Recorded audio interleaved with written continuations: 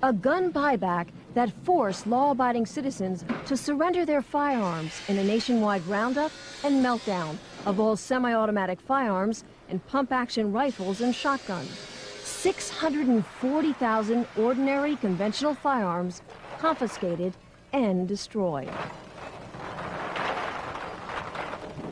It was an absolute joke and a tragedy. I actually turned in 3 firearms, and it broke my heart. I mean, it was 40 years of collecting, and I can't say it any other way than that. I felt sick. I had to hand them in, because if I didn't, I was going to jail. There's no ifs or buts about that. By taking that gun away from me, they've stolen something from me.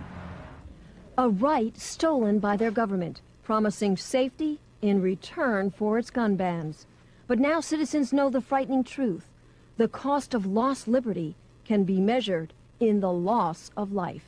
It's become very, very obvious, even to Blind Freddy, that the expenditure of $500 million has done absolutely nothing to reduce crime. It certainly didn't do what the government touted it would do, which was to reduce crime. It hasn't done that at all. In fact, there's been more. This has been a lot of bull and hasn't really done much to help society and with its problems. Cold, hard facts the anti-gun forces can no longer escape. Armed robberies have skyrocketed, up 69%. Assaults involving guns rose 28%. Gun murders increased 19%. And a new phenomenon, home invasions jumped 21%. An increase politicians insist they can't explain because they're still trying to legally define what a home invasion is and what the penalty should be. Part of the difficulty is that there is no clear definition of home invasion in the law. Never cease to be amazed at the ingenuity of lawyers. If the politicians want a pay rise, boom, that's done in 20 minutes. But to define home invasion, what a joke. I have no trouble at all in defining what a home invasion is. I think if someone sets their foot inside your door uninvited, they are invading your home and your privacy.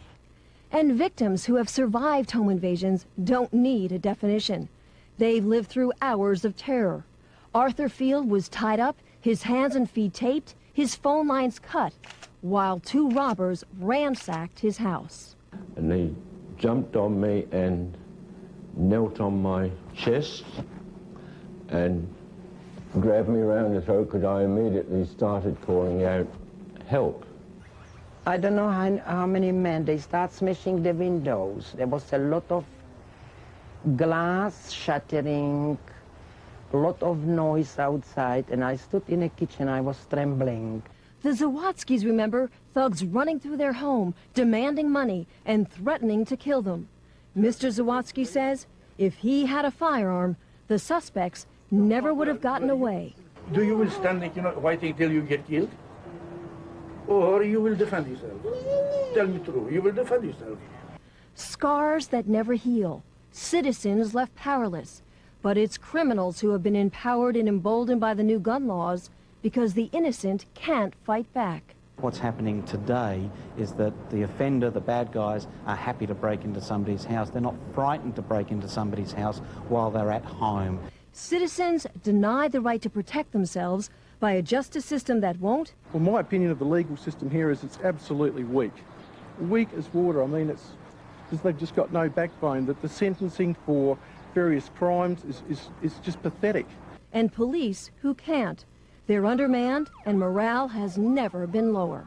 It's very bad at the moment. It's never been worse. Since 1993, we've had a real decrease in over 230 sworn police officers in this state. These policemen have joined the job, police women have joined the job to go out and do it, and they can't even attend at breaks or assaults because there's no vehicle to even get them there. I mean, that's just absolutely ridiculous. Gun laws that have backfired. And Australians who have been forced to hide behind bars and deadbolts. Some are even installing extensive security systems because the firearms they still own that haven't been banned have to be locked up, unloaded, and unavailable. I mean, get real. If I have someone break in here, I've got to go get the bolt, get the rifle, find the ammunition somewhere else, put it all together, and then defend myself if this other person's got a firearm that's going to threaten my life. No way, it doesn't bloody add up. A political fraud, gun bans that haven't made a difference, and gun owners now struggling to stop a growing momentum against them. The people pushing the removal of guns from the Australian society are already saying that's only the first step. Publicly, that's only the first step. Now we want the handguns, we want every other firearm. They're warning to Americans, don't think it can't happen to you. It can, and it already is. Unless you, as a firearms owner, get off your butt now and start to oppose those that want to take them off of you right here and now, I would say that within 5 to 10 years, the restrictions on gun owners in America will be similar to what happens in Australia.